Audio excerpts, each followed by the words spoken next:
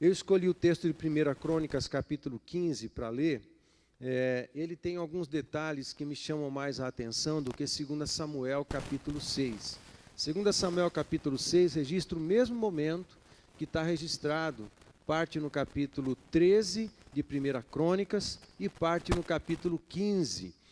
Em 2 Samuel é mais resumido, mas em Crônicas o texto é um pouco maior e tem detalhes aqui que eu gosto bastante, então eu quero ler esse texto de 1 Crônicas, capítulo 15. Vamos ler essa história aqui, vamos entender o que está acontecendo. Me acompanha a leitura. Fez também Davi casas para si mesmo, na cidade de Davi, e preparou um lugar para a arca de Deus, e lhe armou uma tenda. Ok? O que aconteceu com Uzá, que está em 2 Samuel, capítulo 6, está em 1 Crônicas, capítulo 13. Ok? Essa parte é bem conhecida, né? Davi foi até a uma cidade buscar a Arca da Aliança. A Arca da Aliança estava longe de Israel. É difícil, não dá para datar, mas é possível que estivesse longe de Israel há mais de 40 anos. Mais de 40 anos, a arca que representava a presença de Deus estava longe da nação de Deus, do povo de Deus, há mais de 40 anos. Ela foi retirada da cidade de Siló, uma cidade um pouquinho ao norte. Mostra o primeiro mapa, por favor. Ela foi retirada lá no começo de 2 Samuel, de 1 Samuel, em Samuel, ela foi retirada em 1 Samuel, capítulo 6. Ela saiu da cidade de Siló, ali em cima, a oeste do Rio Jordão, a parte de baixo é o Mar Morto, ok? A rota da arca. Então, no tempo de 1 Samuel, capítulo 6, os filisteus invadiram a cidade de Siló, conquistaram Siló. O sacerdote Eli morreu nesse momento. Samuel era vivo, ok? E os filisteus roubaram a arca, furtaram a arca, que era o símbolo da presença de Deus. E essa arca andou por algumas cidades, ok? Saindo de Siló, onde a tenda ou o tabernáculo de Moisés estava montado. O tabernáculo de Moisés não estava montado em Jerusalém, estava montado em Siló, ok? Até Jerusalém. Jerusalém não era uma cidade ainda de domínio de israelitas, ok? Foi Davi que conquistou a cidade dos Jebuseus, que é Jerusalém, e conquistando a cidade dos Jebuseus, fez de Jerusalém depois a capital, construiu uma pequena cidade anexo, chamou Cidade de Davi, ok? Tudo isso depois que Davi conquistou essa pequena cidade, que hoje se transformou no centro do mundo. Todo mundo quer um território dessa pequena cidade. É uma pequena cidade. Jerusalém hoje tem alguma coisa perto de 750 mil habitantes. É um pouco maior que Londrina. Parecido com muitas das cidades da nossa nação, parecido com João Pessoa, né, uma das capitais de um dos estados lindos que a gente tem no Brasil. Então, hoje, Jerusalém, por volta de 750 mil pessoas. É uma cidade pequena, um território pequeno, mas cristão, judeu e muçulmano, islâmicos, né, eles brigam, dão a vida, derramam sangue por um pequeno pedaço de terra em Jerusalém, por causa da importância que se tornou essa cidade para essas religiões, para o cristianismo, para o islamismo e para o judaísmo, as três religiões históricas das mais importantes, né? Sem contar os orientais que tem na Índia e tudo mais. Os milhões de deuses que existem na Índia e tudo mais. Mas Jerusalém se tornou a capital. No tempo em que foi conquistada, se hoje tem 750 mil, provavelmente tivesse um pouco mais de 100 mil pessoas no tempo que Davi conquistou essa cidade, começou a fazer, e fez de Jerusalém a capital de Israel. Mas até chegar lá, ela saiu em 1 Samuel capítulo 6 de Siló, fez essa caminhada toda, e de repente, ele para em Kiriat Jearim. Kiriat Jearim é uma cidade que fica a uns 17 quilômetros de Jerusalém, alguma coisa em torno disso. E ela ficou parada em Kiriat Jearim pelo menos 20 anos na casa de um camarada lá. 20 anos ele ficou, essa arca ali. E ela rodou provavelmente mais 20 anos entre Siló e Kiriat Jearim, rodou mais 20 anos até chegar lá. Agora, essas informações devem chamar qual a importância dessas informações e dessas caminhadas geográficas que eu faço sempre questão de mostrar para tu. Primeiro, conhecimento. Nós precisamos entender como que as coisas funcionam. As leituras que a gente faz da Bíblia, a gente precisa de uma visão. Isso ajuda a compreensão. Mas o que deve chamar a nossa atenção, antes de chegarmos em 1 Crônicas capítulo 15, ou eu estou lendo 1 Crônicas 15 ao invés de 2 Samuel capítulo 6, o que deve chamar a nossa atenção é como que uma arca que representava a presença de Deus ficou longe do povo de Deus por mais de 40 anos e ninguém deu conta e nem sentiu falta. Diferente de nós hoje, que temos o Espírito Santo na nossa vida, aonde nós nos ajoelhamos em casa, a gente entra no Santo dos Santos, porque Jesus abriu um novo e vivo caminho para nós. Não é difícil para nós hoje. O povo, para vir até a presença de Deus e cultuar ao Senhor, eles tinham que sair de todo o território de Israel, fazer caminhada de dias e de meses, muitas vezes, até chegar em Jerusalém, para chegar ao templo, para poder adorar, para poder cultuar. E eles faziam isso assiduamente.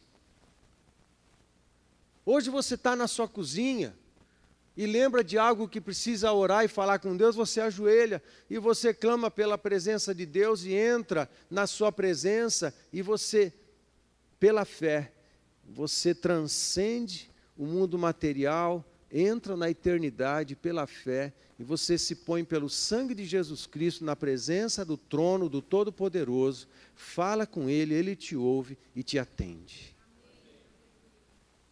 Hoje nós temos essa possibilidade. Hoje é fácil, porque o Espírito Santo está em nós. E pelo nosso Espírito e por fé, a gente acessa tudo isso. Num instante. Porque somos seres espirituais. Pela fé a gente toca. Pela oração em outras nações, em outras vidas, em outras famílias. E pela fé, num instante, a gente está diante do trono de Deus. Isso é verdade, isso é fato. Não é uma experiência como apenas mental, não, isso é real, isso acontece, não é uma sensação, não é uma ideia, não, isso é real, e precisamos fazer isso mais. O que me chama a atenção, meu querido, é algo terrível, que é quando o povo se acostuma a ficar longe de Deus, se acostuma a não orar, se acostuma a não ler a palavra, se acostuma a não adorar, se acostuma a encher os ouvidos e o coração de um sem número de informações do mundo, de ler WhatsApp e Face o dia inteiro, mas quando você lembra que é importante ler a Bíblia, dá preguiça. O que me chama a atenção é uma nação que foi criada para estar em comunhão com Deus. Ter o principal objeto, era um símbolo da presença de Deus, a Arca da Aliança, longe da nação por mais de 40 anos, e ninguém fala nada. Rei Saul, a arca foi furtada de Siló, Deus permitiu, porque ninguém pode roubar Deus. Você acha de verdade que a arca foi roubada?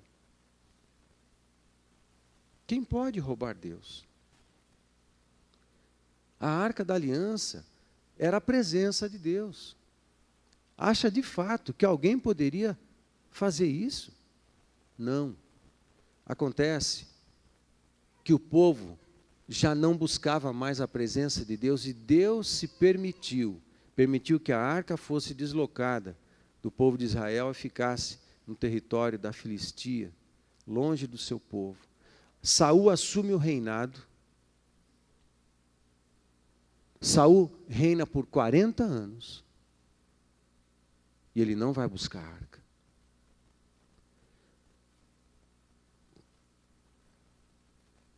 Ele não vai buscar a presença de Deus. Como? Como dá para servir a Deus sem a presença de Deus? Como dá para ser líder de célula sem a presença de Deus? Como dá para ser líder de ministério, ou pelo menos servo em algum serviço, em algum ministério da igreja, sem a presença de Deus? Como dá para ser cristão nesse mundo sem a presença de Deus? Não dá. Saul sai de cena na história, entra Davi. Ele é ungido depois de 18 anos que ele é ungido. Depois de 18 anos que ele é ungido, está acontecendo o que está acontecendo aqui por volta de 1 Crônicas capítulo 12, capítulo 13. 18 anos depois, no momento que ele chega em Jerusalém e ele unifica o reino do norte e o reino do sul. Não dá para ficar explicando tantos detalhes a respeito dessa história. Mas quando ele unifica o reino do norte e o reino do sul, a primeira coisa que ele faz, quando se estabelece em Jerusalém, foi assim: onde está a presença de Deus? Eu não posso seguir a minha vida sem a presença de Deus. Quem pode dizer isso para a sua vida? No momento em que você está, obrigado pelo amém, né? No momento onde você está, no momento que você está na tua vida familiar, na história da tua família, no momento histórico do teu casamento, no momento histórico da tua vida pessoal, no momento histórico da tua carreira, no momento histórico do teu relacionamento com os teus ministérios, no momento histórico que você está passando o teu momento, quem pode dizer: eu não posso seguir sem a presença de Deus poderosa e marcante na minha vida? Eu não posso. Não é uma questão de ouvir: ó, legal, gostei, me abençoou. Não, é uma questão de você virar um desesperado por Deus. Me perdoa a expressão que eu vou usar assim, ela é mais grosseira, mas eu quero que você entenda, se tornar um doido varrido pela presença de Deus, um enlouquecido pela presença de Deus. Eu não suporto seguir desse dia para o dia de amanhã sem a presença de Deus. Eu não suporto sair da minha casa sem a presença de Deus, sair para dirigir sem a presença de Deus. Eu não suporto começar a comer uma refeição sem antes agradecer ao Senhor, sabendo que aquilo veio do Pai. Ah, mas é o dinheiro que está no meu bolso, eu paguei, eu trabalhei, eu comprei. Ei! Do Senhor vem a vida, do Senhor é a terra e a sua plenitude, o mundo e os que nele habitam. Onde é que está esse texto? É isso mesmo, Salmo, capítulo 24. Tudo é do Senhor. Eu não suporto me mover sem a presença de Deus. Davi chegou um momento que ele falou isso: onde está a presença de Deus? Onde está a arca? Nós vamos lá buscar. Aí ele vai até Kiriat Jearim. Chegando lá, tenta fazer o melhor. Se é para trazer um carro de boi, já arrumou um carro 0 quilômetro. Um carro de boi novo, madeira nova, boi novo, tudo novo. Tentou fazer o melhor. Deu certo? Não deu certo. Meu querido, não é o melhor que eu posso fazer. É o que Deus está pedindo. É o que Deus pede de nós. Não é o melhor que eu faço. O melhor que eu faço é isso aqui. Não. É o que Deus pediu, o que Deus falou. A gente se ajusta a Ele em tudo, né? Aí a arca chega lá, em Kiriat Jearim, está há 20 anos na casa de um camarada que estava sendo abençoado com essa arca. Acho que ele ficou furioso quando tiraram a arca de lá. É isso que eu acho. Aí Davi vai lá, bota a arca num carro de boi e vem trazendo ela de volta para Jerusalém. Aí, no caminho, Uzá bota a mão na arca e ele é fulminado. Por quê? Porque em Números capítulo 4, em todo o Pentateuco, está muito claro lá de que quem tinha autorização de Deus para tocar nos objetos santos do tabernáculo de Moisés, eram os levitas. E, dentro da família dos levitas, alguns específicos eram autorizados a tocar, manipular e transportar alguns dos objetos. Propriamente dito, a arca, somente os filhos de Coré tinham autorização para poder manipular a arca, pegar a arca, colocar guardar no momento em que o povo no deserto se movimentava. Ninguém mais tinha autorização. E antes deles fazerem isso, acontecia o que aconteceu no capítulo 15 de 1 Crônicas. Eles se santificavam, eles buscavam Deus, eles oravam, eles faziam ofertas de sacrifício, eles se consagravam ao Senhor. Aí então eles tocavam no sagrado. Amém, queridos? A gente não precisa exagerar com performances evangélicas, performances religiosas na nossa vida e na nossa conduta, mas tem algo que eu entendo que deve ser essência da nossa vida, do nosso espírito e coração. A gente precisa aprender a se consagrar. Não sei se você faz isso. Tem momentos na vida, períodos que fala assim, eu preciso de uma consagração maior, eu vou fazer jejum. Eu vou fazer jejum durante um tempo.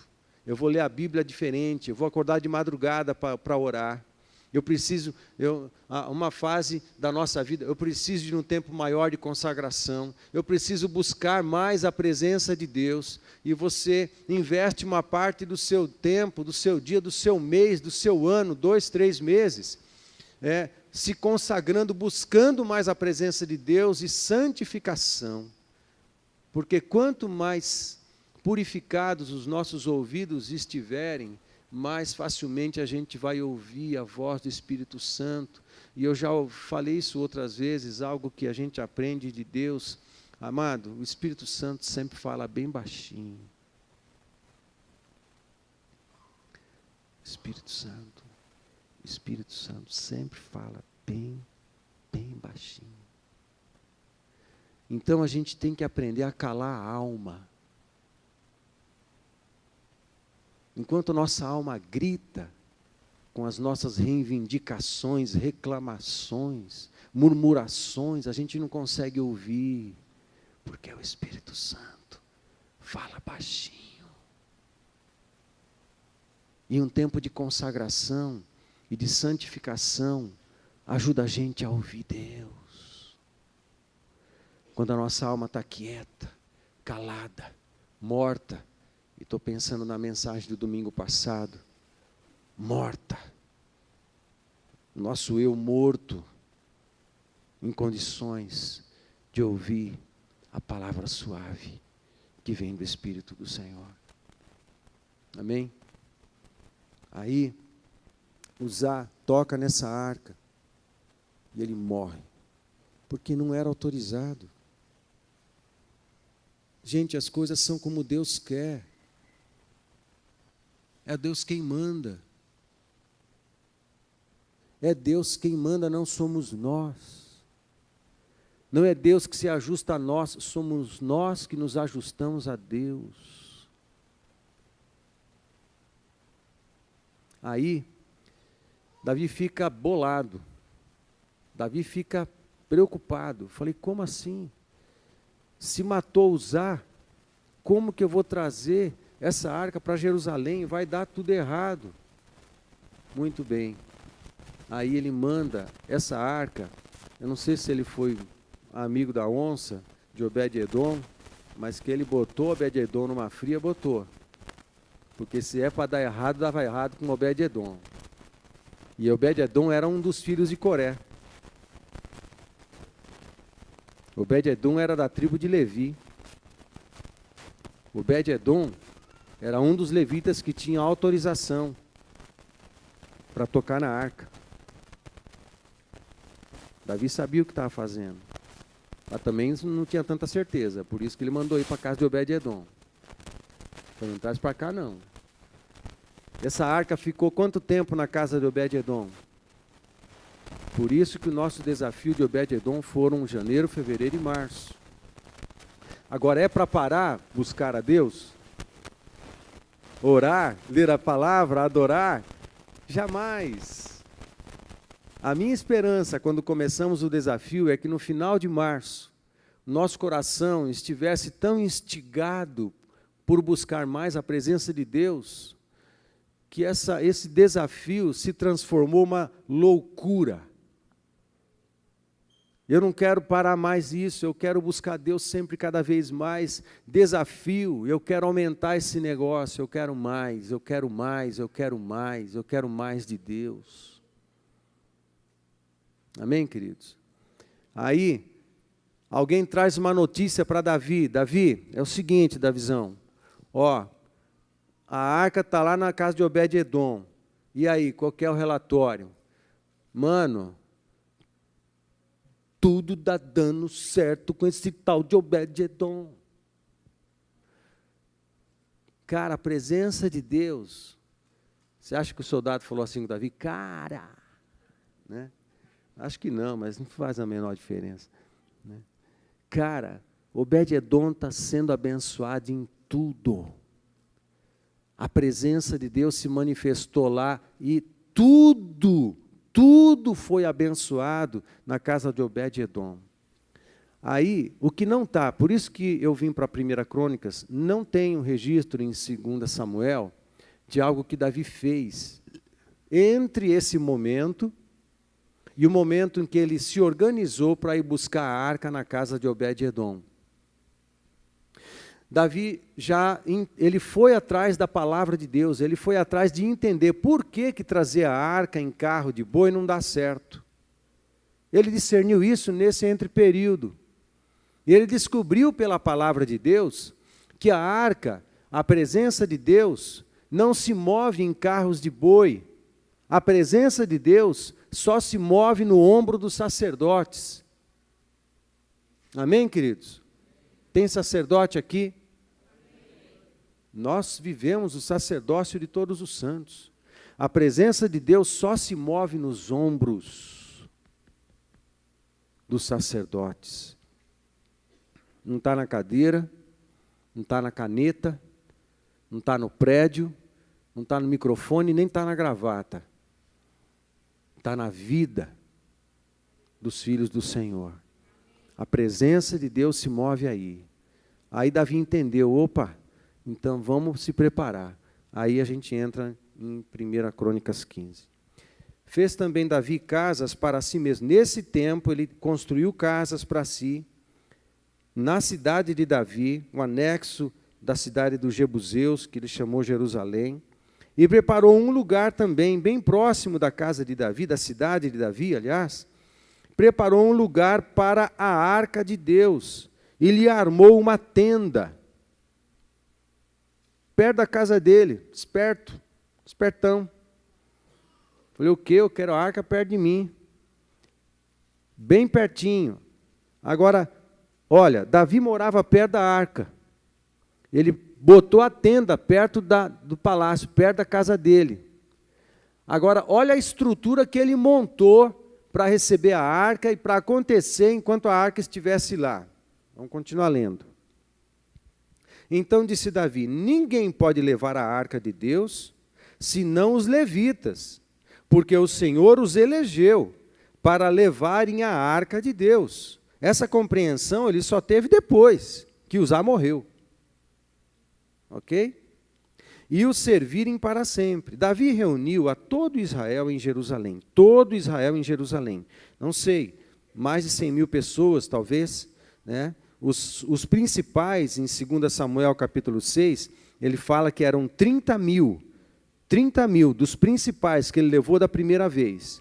Dessa vez, ele reuniu todo o povo de Israel em Jerusalém. Então, era mais do que a cidade, os habitantes de Jerusalém. 200 mil, 300 mil, a gente não tem certeza. Mas é mil para caramba, é muita gente. Davi reuniu a todo Israel em Jerusalém para fazerem subir a arca do Senhor ao seu lugar, que lhe tinha preparado. Reuniu Davi os filhos de Arão e os levitas. 2 pontos. Dos filhos de Coate, Uriel, o chefe, e seus irmãos, 120.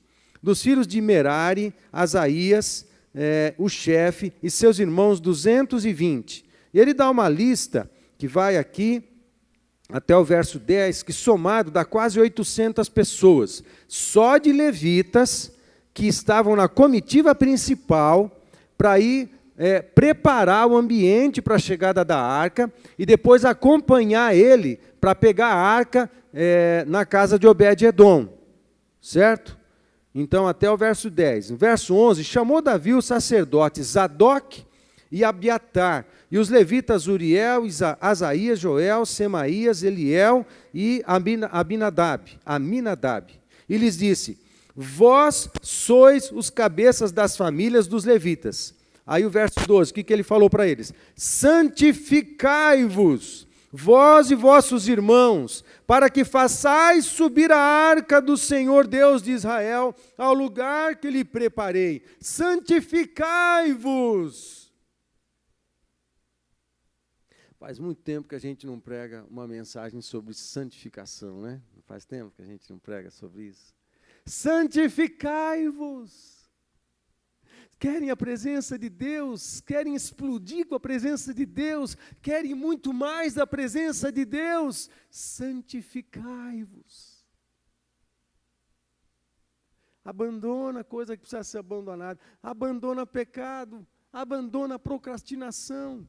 Abandona, santificai-vos, abandona a reclamação, abandona irresponsabilidades, abandona essas coisas, santificai-vos. Se entrega mais para Deus, busca mais a Deus, santificai-vos, santifica os teus ouvidos, não ouve qualquer porcaria de qualquer um que está falando. Santificai os teus ouvidos, não cede os teus ouvidos à murmuração, à reclamação, à maledicência, à reclamação, àquele que só joga as pessoas para baixo. Santifica o teu ouvido. Santifica os teus olhos. Não empreste os teus olhos, que são as janelas da tua alma, para pornografia. Não empreste os teus olhos para sensualidade. Não empresta os teus olhos para a violência, não empresta os teus olhos para aquilo que desagrada a Deus, não empresta os teus olhos para estas coisas, santificai-vos. Não toque em coisas impuras, coisas que não são do Senhor, santifica as tuas mãos, para que elas possam ser instrumentos de Deus para abençoar pessoas, tocar pessoas, curar pessoas. Amém, queridos? Cuida do teu coração, santifica o teu coração. Quem acompanhou todo esse drama maluco que passou essa semana com a prisão do ex-presidente Lula? Quem acompanhou? Eu acompanhei. Teve um momento que eu parei para orar, falei: Deus, eu não aguento mais. Isso está contaminando meu coração. Está contaminando meu coração, porque é um teatro político. Ética, não se sabe o que é ética, não se sabe o que é justiça, não se sabe o que é verdade, não se sabe o que é nada disso. E pinta-se um quadro para a sociedade brasileira, um quadro que é falso. E de repente, se você acredita nessa coisa toda, isso contamina o teu coração. Eu não estou falando de política, eu estou falando das mentiras, das falsidades, dos enganos, dos teatros que todo mundo tenta pregar, proclamar, dizer para as pessoas, porque Satanás tem o propósito de criar caos, de colocar as cidades em pânico, as sociedades em pânico. Satanás faz isso. O sistema do comunismo é o sistema do diabo. Me permita, me perdoe.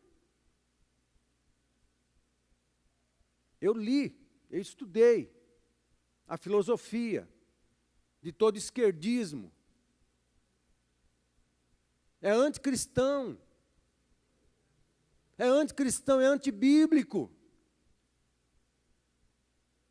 Não é posicionamento político, eu estou falando de filosofias que vêm para cá desde o século XVII. Influenciados pelo iluminismo, pela Revolução Industrial, pelo capitalismo da virada do século XIX para o século XX, de Lenin, de Stalin, do comunismo da Rússia, de Cuba, do Fórum de São Paulo. Eu vim de lá, do Fórum de São Paulo. É uma mentalidade, é uma filosofia que vem se estruturando, ou querendo se estruturar, já pelo menos há 2 séculos. Ei! Dentro disso tudo, dessa filosofia, há um espírito do anticristo. Por isso que o evangelho na Rússia, as portas se fecharam em todos os países comunistas. Uma filosofia, um esquema de governo que mata a alegria das pessoas, pelo amor de Deus.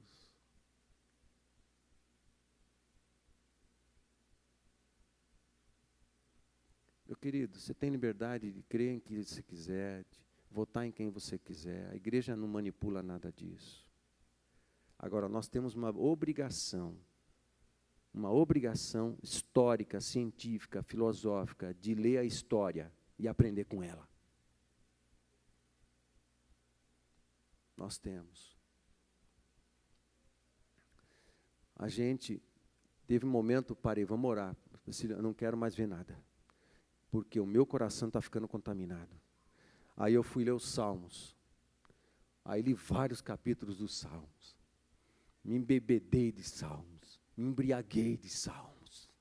A palavra de Deus, que me lembrou, me relembrou da força que temos no Senhor, da esperança que temos no Senhor, de que Deus não está fora do corpo. Deus não perdeu o controle da história em nenhum momento.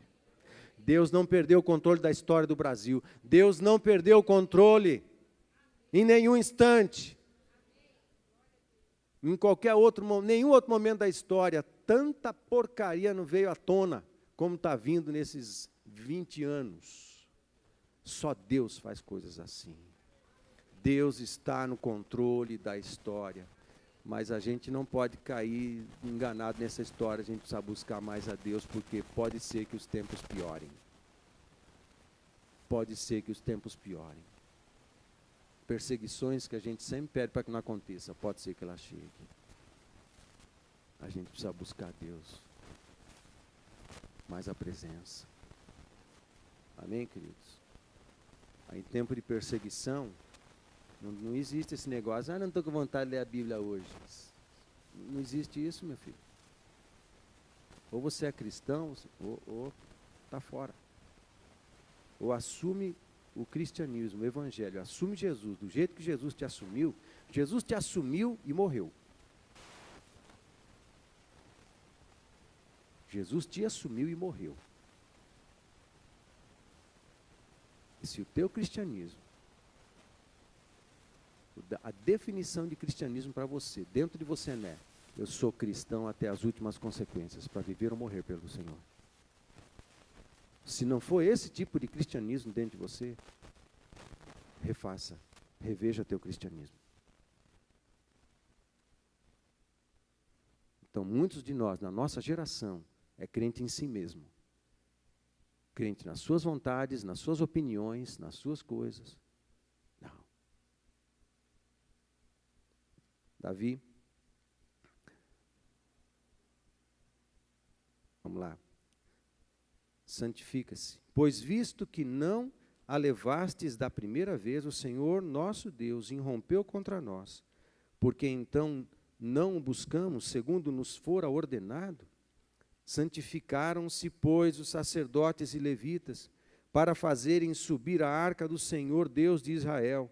Os filhos dos levitas trouxeram a arca de Deus, no verso 15, aos ombros, pelas varas que nela estavam, como Moisés tinha ordenado segundo a palavra do Senhor. Disse Davi aos chefes dos levitas que constituíssem a seus irmãos cantores, para que com instrumentos músicos, com alaúdes, harpas e símbolos, se fizessem ouvir e levantassem a voz com alegria. Designaram, pois, os levitas a Emã, filho de Joel, e dos irmãos dele a Asaf, filho de Berequias, e dos filhos de Merari, irmãos dele, e Etã, filho de Cusaías, e com eles a seus irmãos da segunda ordem, a Zacarias, Bené, Jaaziel, e os nomes que estão no verso 18. Assim os cantores Emã, Asaf e Etã se faziam ouvir com símbolos de bronze. Zacarias, Aziel, Semiramote, Jeiel, Uni, Eliabe, os nomes que estão aqui, com alaúdes, em voz de soprano. Olha que lindo, é um grande coral. E estes homens que estão no verso 21, ao tom de oitava, com harpas em tom de oitava. Ó, Fernandinho, é lindo, né? Dá licença, né? Em tom de oitava para conduzir o canto. Quenanias, chefe dos levitas, músicos, tinha o encargo de dirigir o canto, porque era entendido nisso. Tem que ser entendido, tem que estudar. Amém, queridos? Berequias e Eucana eram porteiros da arca. Sebanias, Josafá, Natanael, Amazias e os nomes que estão aqui, sacerdotes, tocavam as trombetas perante a arca de Deus. Obed-edom e Jeías, olha o Obed-edom aqui, Obed-edom e Jeías eram porteiros da arca. Foram Davi e os anciãos de Israel e os capitães de milhares. Os capitães de milhares, era gente pra caramba, para fazer subir com alegria a arca da aliança do Senhor da casa de Obed-edom. Tendo Deus ajudado os levitas que levavam a arca da aliança do Senhor, ofereceram em sacrifício 7 novilhos e 7 carneiros. Davi ia vestido de um manto de linho fino, manto sacerdotal, como também todos os levitas que levavam a arca, e os cantores, e Quenanias, chefe dos que levavam a arca, e dos cantores, Davi vestia também uma estola sacerdotal de linho. Assim todo Israel fez subir com júbilo a arca da aliança do Senhor, ao som de clarins, de trombetas e de símbolos, fazendo ressoar alaúdes e harpas. Ao entrar a arca da aliança do Senhor na cidade de Davi, olha a tenda onde estava, muito espertinho esse Davi, vai montar a tenda do tabernáculo de Davi na cidade dele, pertinho da casa dele, vizinho. Na cidade de Davi, aí Mical, filha de Saul, estava olhando pela janela e vendo o rei Davi dançando e folgando, desprezou no seu coração. Aí o texto, você sabe, do desprezo de Mical para Davi, teve aquela discussão, por conta disso Mical ficou estéril, nunca teve filho até que morreu. Mas aí, no capítulo 16, o texto se desenrola contando detalhes das músicas, dos cantos, da adoração, de tudo que estava acontecendo em torno da arca, até chegar no verso 11. No verso 11 diz assim, do capítulo 16, buscai o Senhor e o seu poder, buscai perpetuamente a sua presença. Era a ideia da arca, era buscar a presença de Deus. Mas tem algo nesse texto que é lindo demais. Até aqui, eu quero chamar a atenção para algo para você, para a gente poder orar e finalizar. Amado, Davi tomou todas as providências e botou a arca pertinho da casa dele. Essa estrutura aqui de músicos era permanente em torno da arca. Davi instituiu a adoração 24 horas ao Senhor na tenda na tenda que foi chamado de tabernáculo de Davi. Na história da revelação tem a tenda de Moisés, mas também tem a tenda de Davi, que tem uma figura profética da igreja. E depois da tenda de Davi, que Salomão construiu o templo. Até que Salomão construísse o templo, a arca estava na tenda de Davi, na cidade de Davi, vizinho da casa de Davi, e havia adoração 24 horas com trombetas, cânticos, instrumentos de todo tipo. E havia duas coisas que acontecia nesse lugar, basicamente 3 coisas, ok? Na tenda de Davi. A primeira coisa, adoração 24 horas. Adoração 24 horas. Uma segunda coisa que acontecia pelos sacerdotes e pelos levitas também, era a leitura da palavra de Deus, onde os profetas falavam, e todas as palavras de Deus e a palavra dos profetas eram escritas, palavras a favor de Davi, a favor de Israel. Essas profecias eram lidas 24 horas. Adoração 24 horas acontecendo, leitura das promessas, leitura das profecias a favor do povo de Deus e de Davi. Era lido 24 horas, palavras de Deus eram lançadas aos céus, lançadas nas regiões celestes. 24 horas a adoração subia nas regiões celestes. E uma terceira coisa que acontecia no tabernáculo de Davi era a intercessão. Era pedidos ao Senhor, clamor ao Senhor, para a bênção de Israel, bênção da nação, bênção do reinado de Davi, bênção sobre o rei. Mas os sacrifícios continuavam acontecendo, porque a tenda de Moisés foi montada numa outra cidade chamada Gibeão, próximo de lá. Vizinho de Davi, ele ouvia 24 horas por dia adoração, palavras proféticas sendo enviadas ao céu, em intercessão. Qualquer hora do dia, se Davi parasse, adoração. O Senhor estava sendo louvado, adorado, por rodízio que acontecia de turnos de 1 hora. A cada hora mudava os levitas no tabernáculo de Davi, saíam os músicos, entravam outros músicos e a adoração continuava. A cada hora, outros levitas que eram leitores da palavra e das profecias, saíam, entravam outro, e não cessava a declaração da palavra de Deus um só instante. E não cessava também os clamores e as intercessões. É intenso tudo isso? É intenso tudo isso, amados? No nome de Jesus, Deus está construindo verdades e conceitos dele no nosso coração. E você permita o Espírito Santo falar ao seu coração coisas que vão mexer com você, com o teu presente e com o teu futuro, e que você nem sabe ainda. Põe a tua mão direita no teu coração agora, por favor, por favor. Espírito Santo, diante da figura do tabernáculo de Davi, pintada pelo texto sagrado da tua palavra, eu te peço, Espírito Santo, coloca sementes da tua verdade, da tua vontade, da tua palavra no coração dos teus filhos agora.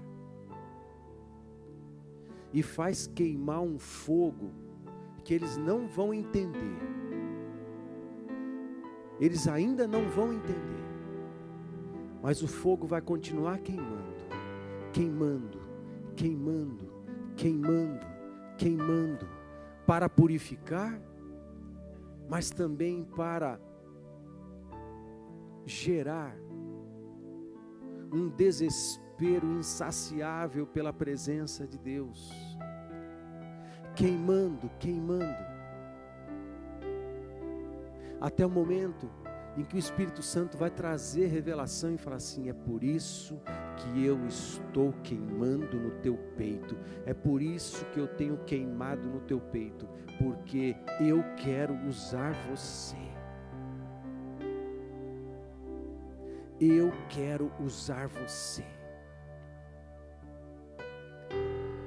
Curar a gente de uma geração que parece que está congelada, preocupada só consigo mesmo,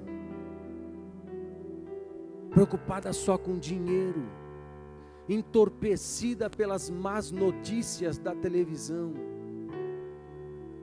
Um fogo que vai queimar tudo isso e vai colocar uma essência de Deus no coração de cada um de nós. E que Deus vai trazer revelação e entendimento. Eu quero te tirar desse sistema contaminado, entorpecido por mentiras e enganos, porque eu quero te usar. Mas você precisa estar mais na minha presença. Agora, coopera com isso que o Espírito Santo está fazendo dentro de você. E ouve a sua voz. Se há algo na tua vida que você precisa ser santificado, buscar Deus para ser santificado. A boa notícia para você é o seguinte: não use tuas forças, você não precisa. Você só precisa do poder de Deus. Você só precisa do poder do sangue de Jesus. Você só precisa dizer para Deus: Deus, me santifica. Eu não consigo me santificar sozinho, mas é o Senhor que faz isso. Então eu me abro pela fé para a ação do Teu Espírito Santo santificador, para curar e tocar na minha vida e me santificar e me preparar o meu espírito, a minha mente, preparar a minha vida para um tempo em que terei muito mais revelação de Deus, um avivamento que vai transformar a nossa vida, e nós, como sacerdotes de Deus, que carregamos a presença de Deus nos nossos ombros, levaremos a presença de Deus com a mensagem do Evangelho a todas as pessoas que precisam de Jesus.